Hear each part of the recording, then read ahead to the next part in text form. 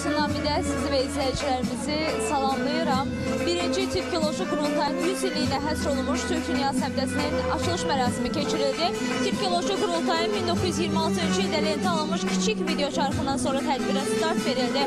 Açılış nitqi ilə çıxış edən Adil Kərimlinin sözlərinə görə Azərbaycan dövləti birinci Türkoloji Qurultayın irsinə həmişə ehtiramla yanaşır. Nazirin sözlərinə görə bugünkü tədbir də Azərbaycanın bu dəyərlərə sadiqliyinin bir daha nümayişidir. Diqqətə çatdırıldı ki, bu forum yeni ideyalara yol açacaq və Türk xalqları arasında əməkdaşlıqların formalaşmasına öz növbəsində töhfə verəcək və 1926-cı ildə Bakıda bir masa ətrafında toplaşan görkəmli ziyalılar və alimlər gələcək böyük ümidlə baxırlar. Yəqin ki, onlar da düşünürlər ki, görəsən 100 il sonra bu ideyalar yaşayacaqmı və bugün onlara cavabımız aydındır. Bu ideya sadəcə yaşamadı, büyüdü, möhkəmləndi və ilk dəfədir ki, bu qədər geniş coğrafiyanı, bu qədər fərqli səsi ortaq mənəvi dəyərlər ətrafında birləşdirdi.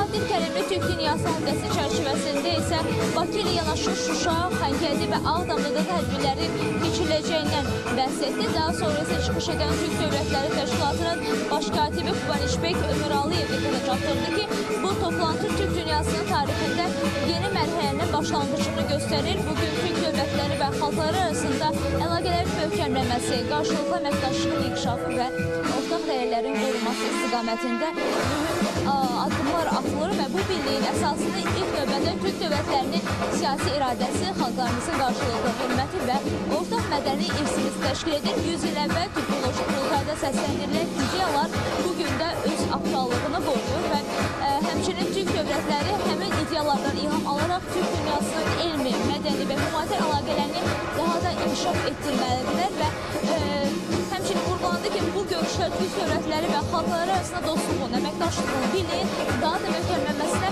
öz növbəsində xidmət edəcək. Artıq açılış mərasimindən sonra bədii hissə artıq start götürüb Türk dünyasına aid Türk dövlətlərini simvolizə edən videolar formatında və rəqslər də nümayiş olunur. Bizim isə sizə bu saatda çatdıracaqlarım bu qədər.